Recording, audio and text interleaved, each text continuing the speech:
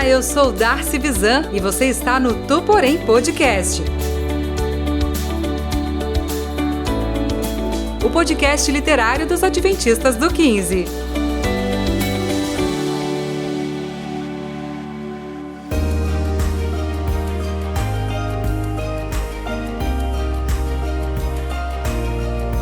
Episódio 31, O Grande Conflito, capítulos 4 a 6. Nos últimos dias, a maldade de muitos irá se intensificar. Por isso, não suportarão ouvir sobre os ensinos de Cristo e perseguirão a todos os que pautam sua vida nesses ensinos. Tu, porém, lembre-se da perseverança dos que morreram por Cristo e viva de modo que a semente do Evangelho se espalhe cada vez mais e produza muitos frutos.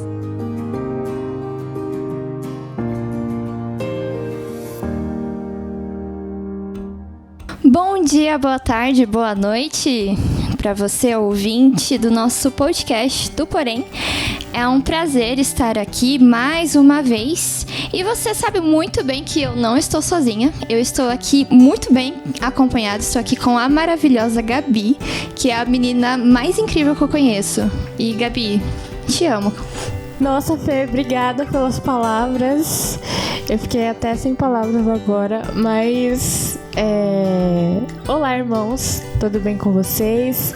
Estou animada para mais um episódio do nosso livro Grande Conflito. Hoje estou animada porque nós vamos falar sobre algumas mudanças que ocorreram, né? Mudanças para o bem da igreja, porque Deus, ele sempre é fiel com aqueles que são fiéis a ele também. Mas eu não estou aqui sozinha, eu estou aqui com o queridíssimo Alex. E o Alex é alguém aqui muito importante aqui para nossa igreja, para minha família pessoal também, porque ele é muito amigo do Gu.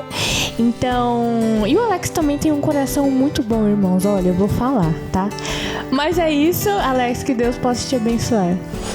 Obrigado, Gabi. Esperava muito, assim, não de mim, mas eu acredito que os irmãos também me veem como alguém especial. Eu vejo vocês também, irmãos. Gabi também especial, todo mundo que está aqui ao redor. E eu quero apresentar um cara, irmãos. Um minutinho, porque essa apresentação tem que ser diferente. Porque esse cara não é qualquer pessoa, entendeu? Essa pessoa não é qualquer um. É um jornalista. A gente, você tá vendo como a Fernanda falou, a gente sobe o nível cada vez. Daqui a pouco vai ter motorista, tudo, entendeu? A gente precisa elevar o nível a cada um. É brincadeira, irmãos, mas eu tô apresentando um cara sensacional, que é o Vinícius. Ele veio lá da igreja do Bonifácio. Ele é diretor jovem. Ele é um cara empenhado nas coisas de Deus, que ele dedica seu tempo a Deus mesmo. Ele aprende cada vez mais sobre Jesus e eu acredito que ele ama muito ele. Então, muito obrigado por ter vindo hoje, Vinícius, com a gente e estar aqui no podcast. Como você está, meu amigo? Meu caro, muito obrigado pela apresentação. Muito obrigado por tocar na parte que me toca, que eu ser jornalista. Oi, de nada. E também ser diretor jovem do Bonifácio. Bom, eu também não tô sozinho, né? Eu também tô com a Fernanda. A Fernanda, ela é secretária do Clube Shalom, que está abrindo este ano, reabrindo, melhor dizendo. E a Fernanda também canta, é uma cantora aqui na mesa. Temos 3, eu não faço parte desse grupo. Então, é isso, gente. Fernanda, acho que você já se apresentou, mas a palavra é sua. Obrigada. E bom, vamos começar mais um episódio então.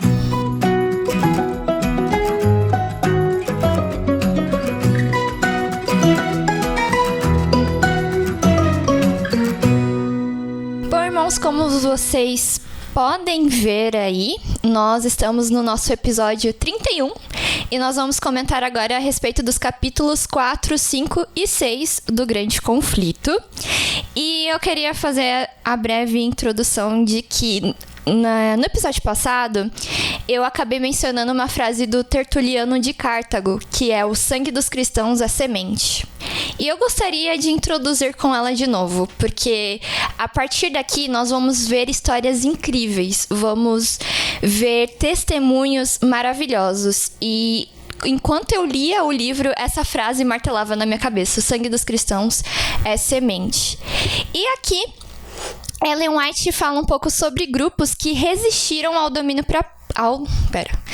E aqui, Ellen White fala um pouco sobre grupos que resistiram ao domínio papal, né? No fim do capítulo 3, a gente fala a respeito de como foi obscuro, né, esse período, as pessoas não tinham mais acesso à Bíblia. E aí, Ellen White passa agora, a partir desse capítulo 4, a mencionar alguns grupos que fizeram a diferença ali, né, na pregação do Evangelho. Na Escócia, Irlanda, Inglaterra, Itália, enfim. Igrejas que se dedicavam para o estudo das Sagradas Escrituras. E nós temos os destaques dos valdenses. Os valdenses foram um pequeno grupo composto por homens e mulheres que tiveram acesso ali à pregação do Pedro Valdo, lá no século XIII, que era um rico comerciante de Lyon, não sei como se pronuncia, Lyon, na França. Lyon, desculpa. Que abandonou tudo para seguir a vida eclesiástica e praticar o voto de pobreza. Então, os valdenses, eles criaram fortes críticas ao clero local, né? E eles tinham fortes divergências ao papado. Eles, logo no começo, eles falavam: olha, meus queridos, vocês não têm autoridade nenhuma. A autoridade é bíblica. E a partir disso, eles foram fortemente perseguidos. Mas eu queria ouvir então de você, Alex, o que você tem para nos falar sobre os valdenses, sobre esse grupo importantíssimo. Os valdenses, pra mim, seria aquela pessoa linha de frente, sabe? Que dedica o seu tempo pra Deus. Se precisar morrer, eles morrem, sabe? E eu acredito que tem esse grupo na igreja, que as pessoas se dedicam tanto assim pra Deus, ao ponto de se morrerem hoje por Jesus, é lucro, como diz a Bíblia. E dependente de hoje, né? Acredito que a maioria, eu me coloco assim, não seja assim, mas eu queria ter o empenho deles, pra falar a verdade, de ser alguém que morreria por Jesus no ponto que eles sejam, sabe? Que seja lucro, tipo, morrer por Deus. Eu nunca parei pra me colocar nesse lugar, sabe? Porque a gente nunca realmente sofreu uma perseguição, vamos dizer assim, pra se jogar no lugar. A gente não sabe o que aconteceria no momento. Se a gente simplesmente correria ou simplesmente bateria o pé e falar: não, pode deixar que eu morro agora por Deus. E pra mim esse grupo era sensacional, porque, independente da situação, eles não abaixavam a guarda e seguiam o rumo de acordo com a Bíblia dizia, e realmente amavam a Deus. É o que eu acho desse grupo. Apesar de o sistema papal ter começado a ter uma grande influência no mundo, ainda existiam os fiéis a Cristo, né? Os fiéis à palavra de Cristo, que guardavam ali o sábado e que seguiam somente os princípios que estavam ali na Bíblia. Esses fiéis, eles estavam ali na Grã-Bretanha, e eles começaram a ter uma forte perseguição ali contra eles de Roma, e eles tiveram que ir ali para a Escócia, e o livro fala que lá a luz da verdade começou a se espalhar. Graças a Deus que em meio a tanto caos, Deus ainda tem os seus fiéis na terra, né? E ele conservou esses fiéis para que nós tivéssemos a palavra até hoje. E tem uma frase que o queridíssimo Lucas me ensinou, né, sobre essa frase. Ele tem me ensinado muitas coisas sobre a palavra, que diz assim: viva menos por principados e mais por princípios. E eu lembrei muito dessa frase, porque ela se encaixou muito no que esses fiéis estavam aqui vivendo, né? Esses fiéis, eles colocavam os princípios acima de tudo e acima de todos, né? E aí, falando um pouquinho mais sobre os valdenses, que são esse povo maravilhoso, né? Eu pude ir lendo e vendo mais sobre eles. Algumas características que eu vi é que eles eram pessoas ali muito humildes, né? E que eles não valorizavam as coisas materiais como é muitas vezes hoje em dia. Esse povo também, eles fizeram ali 3 anos de campo missionário, então eles ficaram ali 3 anos estudando e depois eles iam ali para igrejas escondidas, né? Porque eles não podiam falar sobre a palavra, ali eles estavam sendo perseguidos.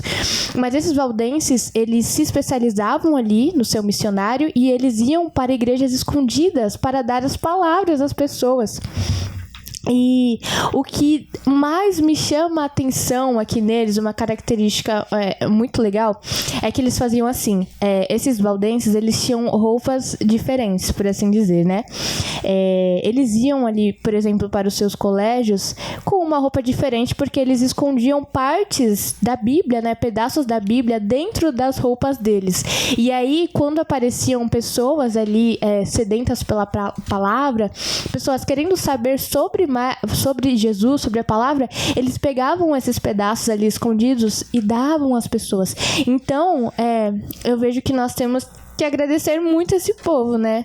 Porque se hoje nós temos essa verdade, foi porque os valdenses, eles fizeram todo esse esforço às escondidas para continuar proclamando a mensagem de Cristo.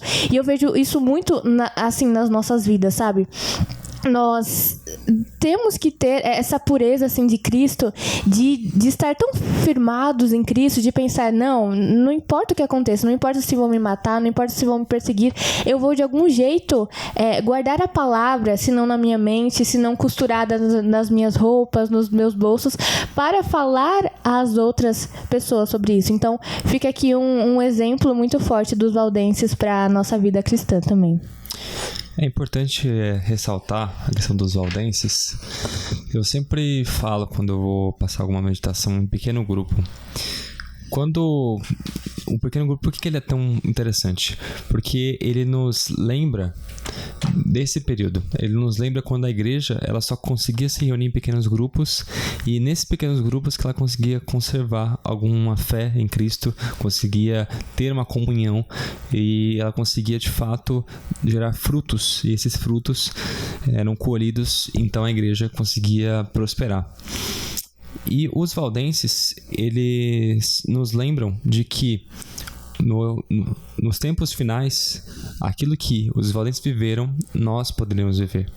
E nós poderemos viver, e a forma como nós encaramos isso, nós podemos olhar para a história com os valdenses, e nós hoje, com as reuniões de pequeno grupo, a gente consegue sentir um pouco o que é isso, o que é se reunir nas casas, o que é estar unido em um local fora da igreja, porque era o que os valdenses viviam diariamente, e nós somos chamados a estar nesses pequenos grupos.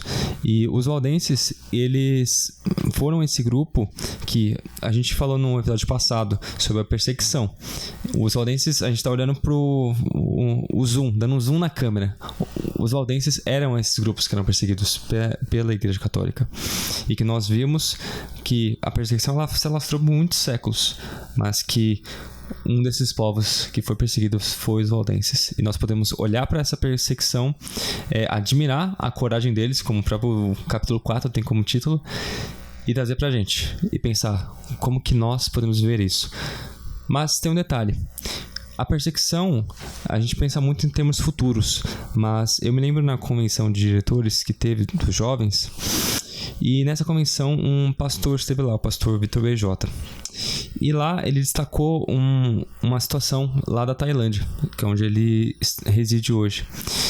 E lá na Tailândia não há liberdade para se proclamar a mensagem, né? Você não pode, por exemplo, fazer uma distribuição de livros que sejam da igreja, que é algo que a gente faz todo ano aqui no Brasil, é algo tão comum, mas que se for feito lá, há um grande risco. Se a pessoa que receber aquele livro, ela for da religião local, ela pode denunciar e você pode morrer, você e a sua família.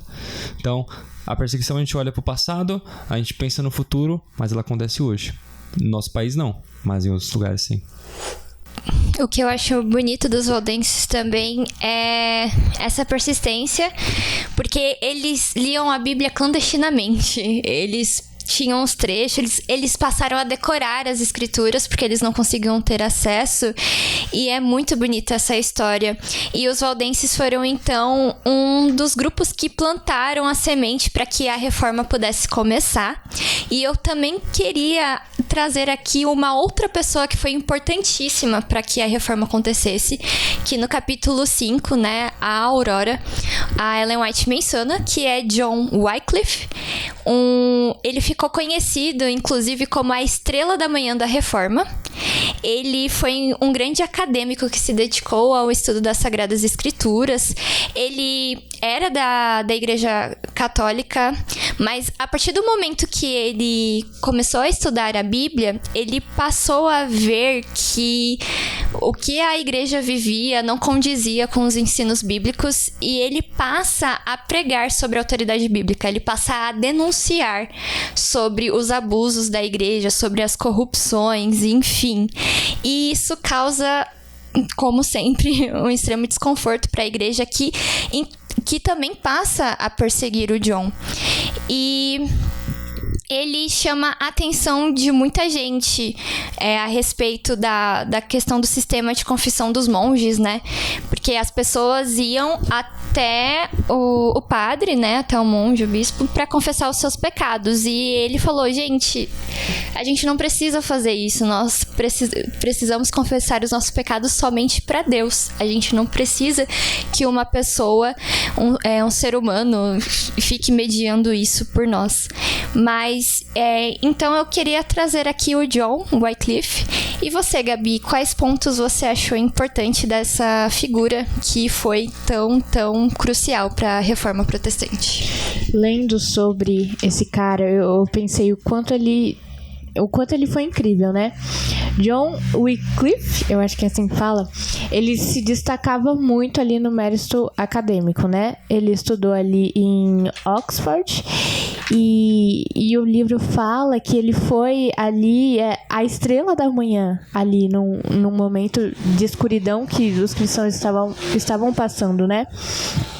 Ele entendeu, ele começou a estudar a Bíblia e ele começou a entender ali as verdades bíblicas, e ele começou a ver, uau, eu nunca vi um livro assim antes.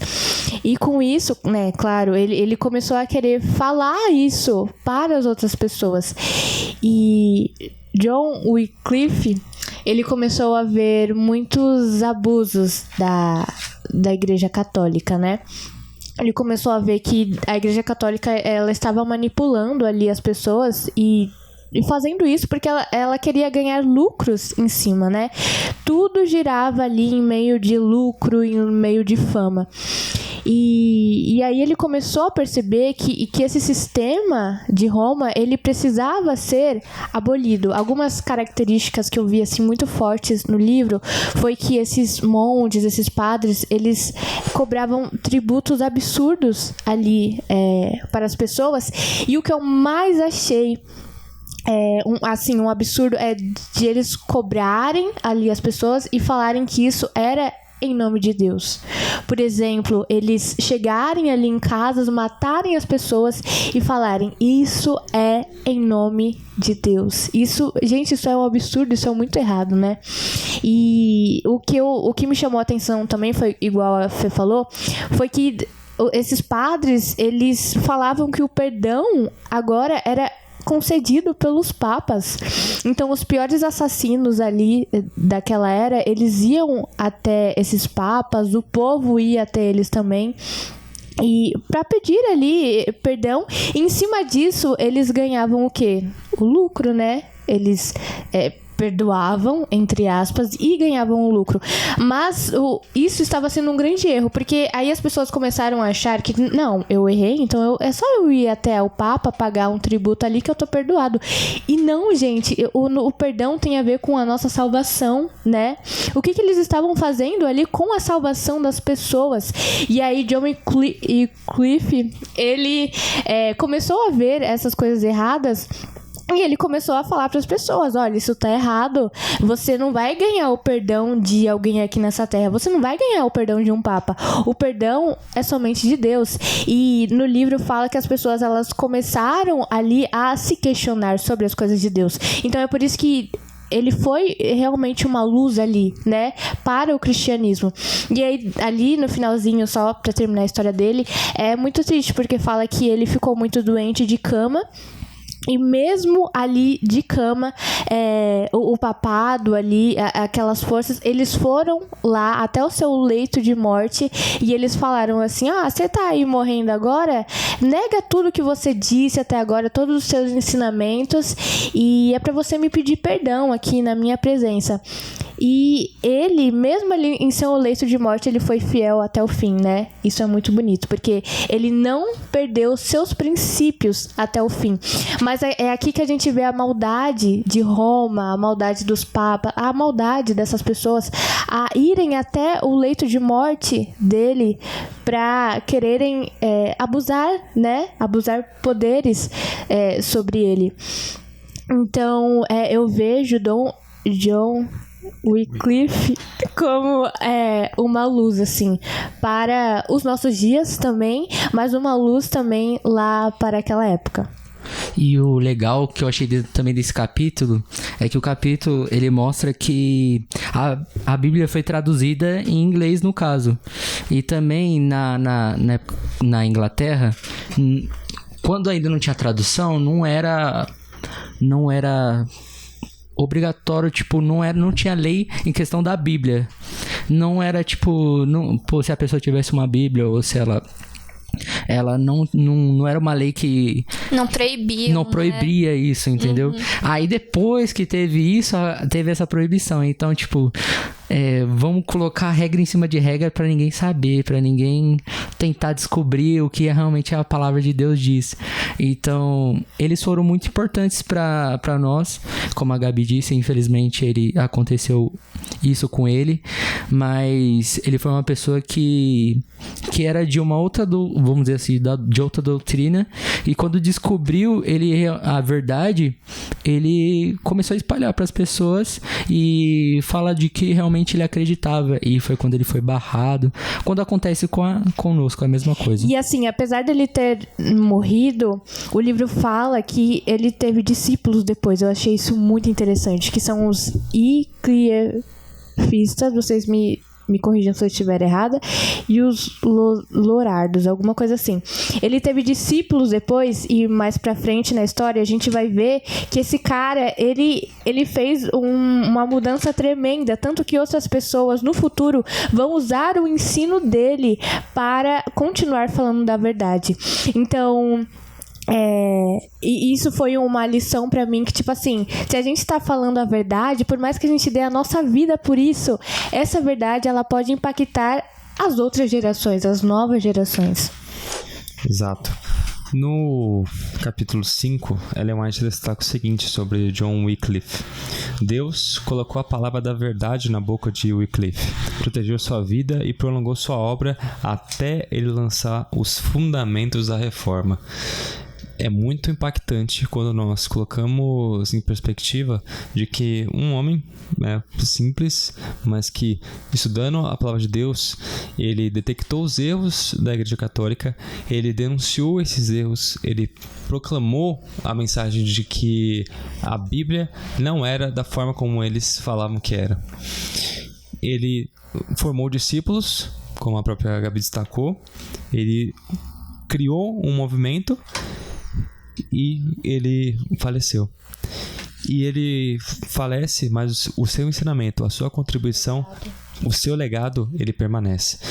E se nós hoje, e nós estamos na igreja adventista, nós somos da igreja adventista, se nós hoje estamos nessa igreja, é porque em algum momento houve um John Wycliffe que Deus levantou para proclamar mensagem que era totalmente diferente daquilo que os católicos proclamavam. Essa mensagem, ela foi espalhando, ela foi crescendo até que chega na nossa igreja hoje. Nós tivemos uma lição sobre identidade no ano passado. Nós estamos agora numa lição sobre liberdade. E cada uma dessas duas lições juntas, nós vemos um pouco da história da igreja.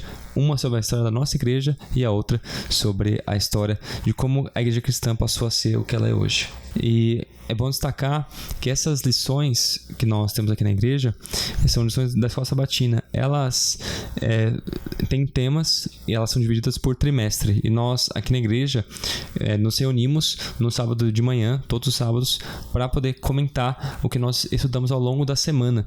E aí é o que nós chamamos de lição. E aí, no ano passado, nós tivemos algumas, foram 4, e uma delas foi uma lição chamada Identidade. Essa lição Identidade foi a lição que nós estudamos toda a história da nossa igreja. E nesse trimestre nós tivemos a lição sobre liberdade, que é sobre liberdade religiosa, em que nós aprendemos a como lidar neste mundo que é cheio de momentos de perseguição, momentos de cerceamento de liberdade, de culto, e a forma como nós devemos agir, inclusive, para com o outro, e não cercear a liberdade do outro. Encerrando sobre o John Wycliffe, eu só queria trazer um trecho que a Ellen White fala dele. Foi a Bíblia quem o fez assim. O estudo das Escrituras enobrece cada pensamento, sentimento e ambição, de uma forma que nenhum outro estudo é capaz de fazer. Dá firmeza de propósito, coragem e força.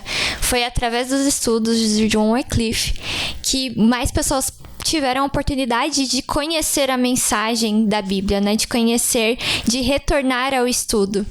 E 2 dessas pessoas nós vamos conhecer um pouquinho mais agora.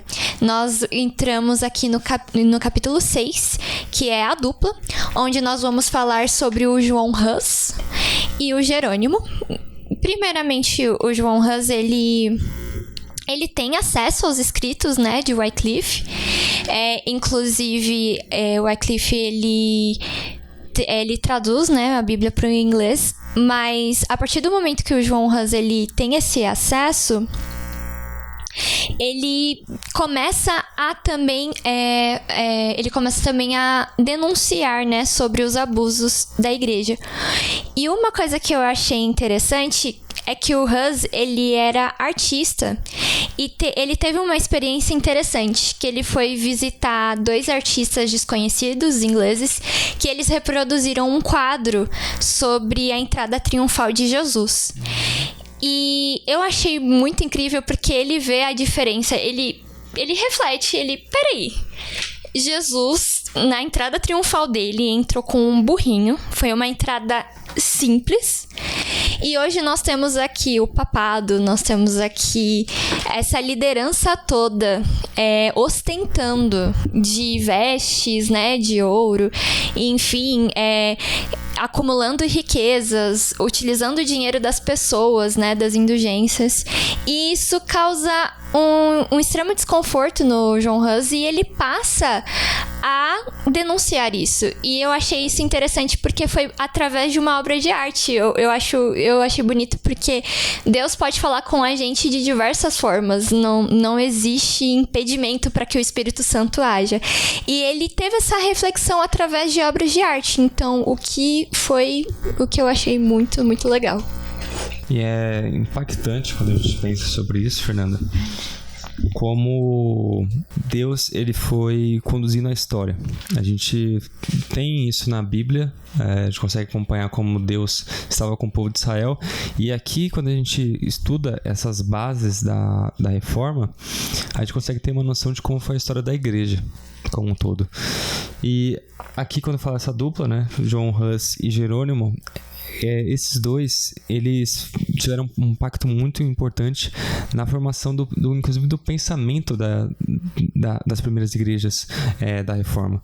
Eles conseguiram, de alguma forma, traduzir aquilo que o Wycliffe ele dizia. Inclusive, a própria Ellen White destaca de que a rainha da Inglaterra havia se convertido por conta dos ensinos do Wycliffe.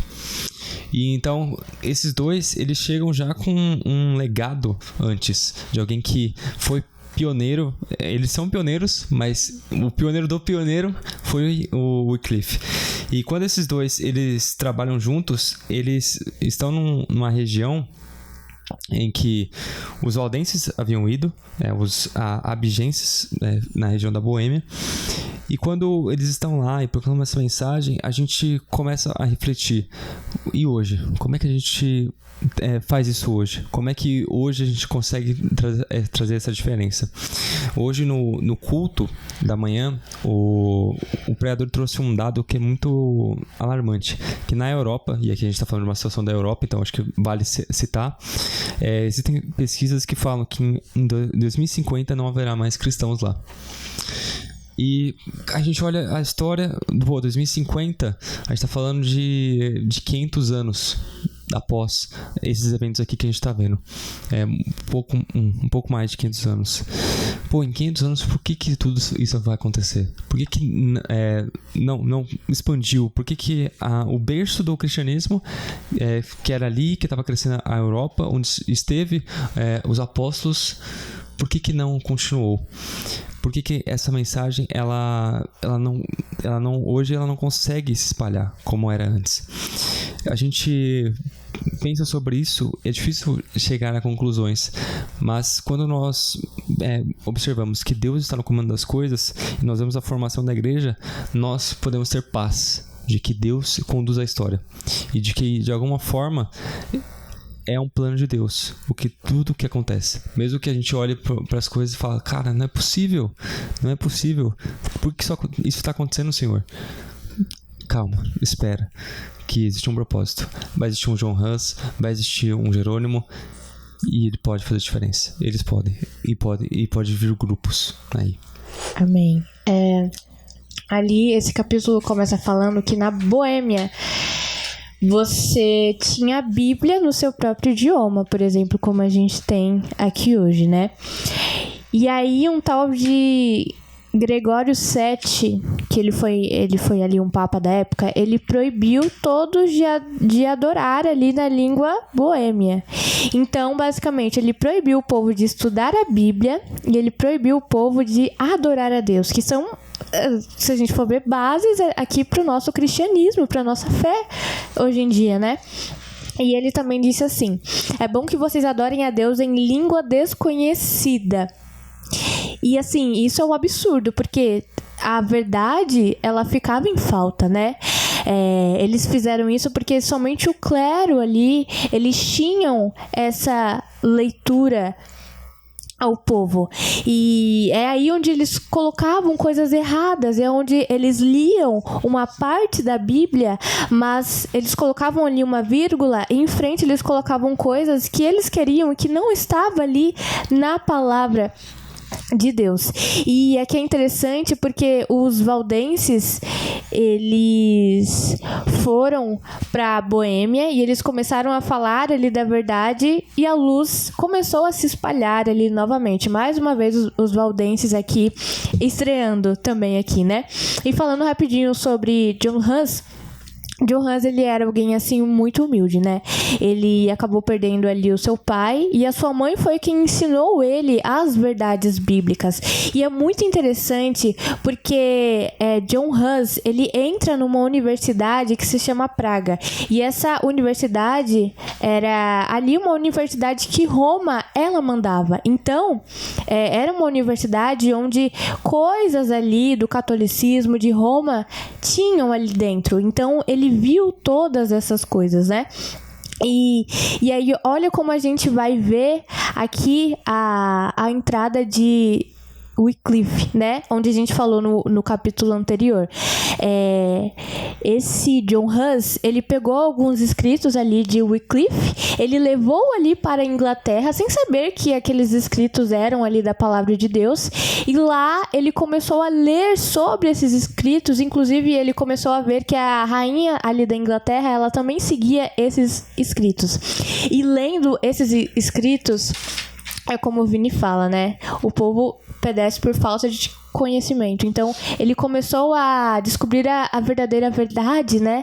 E Hus, como ele estudou ali num sistema ali de Roma, num sistema católico, então ele sabia tudo que acontecia ali. Ele sabia de todas as falcatruas, ele sabia ali de todos os erros. E quando ele ficou sabendo agora dessa verdade, ele sabia identificar ali as coisas erradas que aconteciam e as coisas que estavam na Bíblia. Então, por isso que Roma, ali, o Papa, ele começou a perseguir ali Hus de uma forma muito forte, porque ele pensou, nossa, esse cara, ele tá sabendo agora da verdade da Bíblia, mas ele já esteve aqui com a gente, ele já esteve aqui com o erro, então ele sabe o que acontece aqui e a verdade sobre a Bíblia. Esse cara, ele vai destruir a gente, ele vai levar a palavra, a verdade para todas as pessoas. E foi aí que John Hus, ele começou a ser severamente perseguido. Mas o que me chama a atenção é que, mesmo diante de toda essa perseguição, ele não desistiu. E por mais que ele soubesse ali dos seus princípios de Roma, a partir do momento que ele começou a entender sobre a Bíblia e sobre a verdade de Deus, ele acabou escolhendo deixar tudo aquilo que ele sabia, todas as suas tradições, e escolher a palavra de Deus. Foi muito incrível conhecer um pouco mais a respeito desses personagens, mas agora eu vou pedir para cada um fazer as suas considerações finais e da gente trazer um ponto que a gente achou importantíssimo lendo, né, esses 3 capítulos.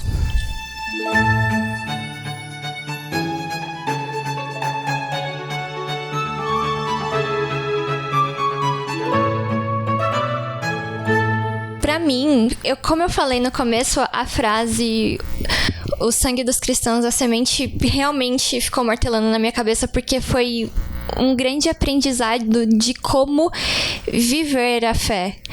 Porque essas pessoas, né, estavam em situações totalmente diferentes do que a gente está vivendo. No primeiro momento, nós temos aqui acesso à Bíblia. A gente está na biblioteca da igreja, estamos rodeados de Bíblias.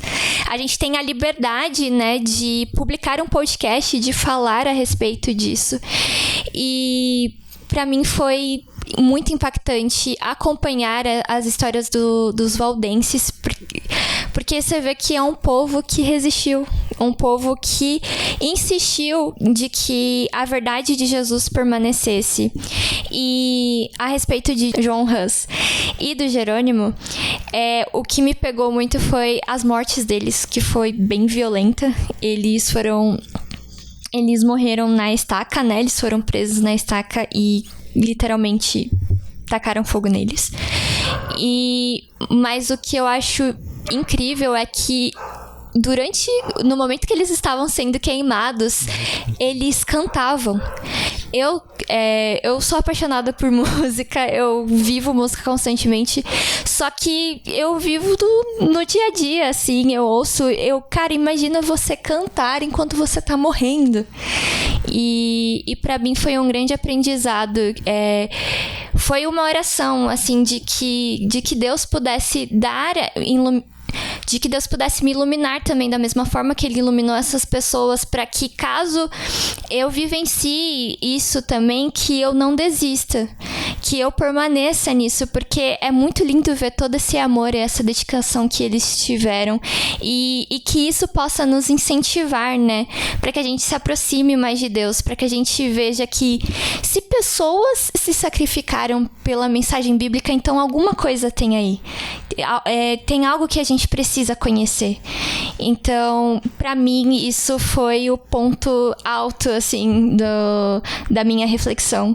E eu espero que você também possa enxergar isso, de que, como o Vinícius falou, de que Deus, ele está ele está controlando a história, ele acompanha, né, os acontecimentos, e é muito lindo a gente ver ao longo da descrição da Ellen White de como o Espírito Santo atuou na vida dessas pessoas.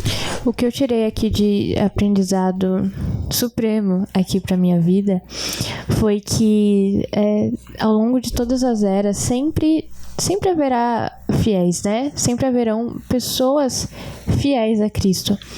E eu fiquei pensando, será que eu, no momento assim de adversidade, as pessoas me perseguindo, pessoas morrendo, sendo queimadas, será que eu teria essa fidelidade até o final? Será que eu conseguiria ter um estômago para ter essa felicidade essa felicidade não, essa fidelidade a Deus até o final. E pra mim foi muito impactante, assim, né? Igual a Fê falou, a morte deles, mas que eles permaneceram fiéis a Deus até o fim. Então eu acho que é uma pergunta que eu até deixo aqui em aberto pros irmãos, de será que nós vamos ter esse amor, esse amor, né? Esse amor, esse carinho por Cristo que esses homens tiveram. Porque assim, a escolha que a gente toma agora pode influenciar as próximas gerações. Então, se eu tomo uma escolha agora de levar, de guardar uma mensagem, de levar uma mensagem, isso pode impactar as outras gerações. Elas podem ler sobre isso e se influenciar para Cristo sobre isso, como nós estamos lendo sobre esses caras aqui maravilhosos. Então, é isso. Eu acredito, irmãos, pra mim, acho que a parte mais importante foi uma das coisas que a Fernanda disse, que foi quando eles morreram mesmo, e eles não estavam em agonia, eles não gritavam, como diz quando vocês lerem também o Grande Conflito, vai dizer que eles não gritaram e simplesmente cantaram. Isso é lindo, irmãos, porque eu acho que se eu cortar um dedo, as pessoas gritam, entendeu? Qualquer coisa, as pessoas hoje, por pouca coisa, choram e fazem um berro. Mas eles estavam sendo queimados, irmãos, vivos e cantando, dando glória a Deus. E eu acredito que a música é uma coisa muito importante, porque quando eu canto também, ela diz um pouco sobre mim. Quando eu pego uma música pra cantar na igreja, não posso pegar por qualquer uma. E eu acredito que a mais importante pra mim vocês vão ouvir lá depois, que é aquela volta do Leonardo Gonçalves, porque diz de que Deus, eu acredito que leva o Deus com uma trajetória de que eu descobri quem realmente é Deus. E pra mim seria a música, se eu fosse um dia queimado, né?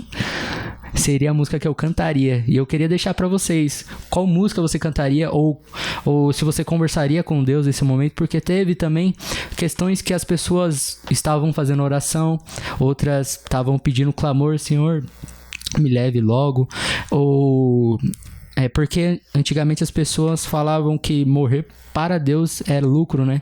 Então, que a gente possa ser a mesma coisa hoje, porque às vezes a gente, por pouca coisa, a gente larga Deus e esquece dele.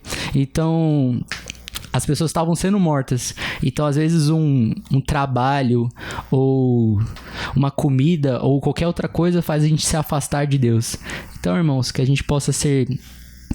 não como eles, porque a gente não é igual a ninguém, mas que a gente possa ser uma pessoa melhor, como Jesus nos ensinou, e que a gente possa amar a Ele ao ponto de morrer por Ele, porque, sabe, a gente é lucro pra gente, porque a gente vai estar junto com Deus. E é isso que foi importante pra mim. O viver é Cristo e o morrer é lucro. Eu tenho pensado muito sobre essa fala de Paulo, e observando esses 3 capítulos, essas 3 histórias, os valdenses, John Wycliffe, John Hus e Jerônimo. Quando a gente pensa nesse versículo e pensa nessas 3 histórias, surge a pergunta: por que aceitar a perseguição? Por que ser perseguido pelo Evangelho? Quando nós pensamos sobre esse tema e pensamos sobre essa perseguição, e a gente vê histórias, pessoas que lutaram pelo Evangelho, lutaram pela mensagem, a gente pensa na nossa própria vida e chega à conclusão: vale a pena aceitar essa perseguição? A gente olha as profecias e vê que haverá um tempo de aflição, de perseguição. Vale a pena tudo isso? Eu gostaria de deixar como mensagem final de que nós, como seres humanos, nós não podemos viver longe de Deus. A vida, ela só é vivida e ela só pode ser levada com Deus. Quando podemos muitas vezes receber chamados. Esses chamados, seja para cantar, seja para pregar, seja para um trabalho, seja o que for. Mas também podemos ter um chamado para ser perseguidos. Mas a mensagem final é de que nenhuma perseguição neste mundo ela é capaz de pagar a alegria eterna de que é estar com o Senhor Jesus na vida eterna. Então, que essa possa ser uma mensagem no seu coração.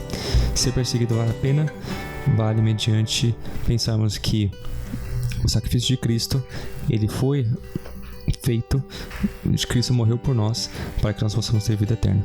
Essa vida eterna, ele te convida hoje a aceitar e a pensar sobre. Amém. Esperamos que as reflexões que nós tivemos aqui possa ter trazido aprendizado, ter te motivado a se aproximar mais de Deus. E agradecemos de coração por você ter estado aqui conosco. E esperamos você no próximo episódio. Então, um abraço e até mais.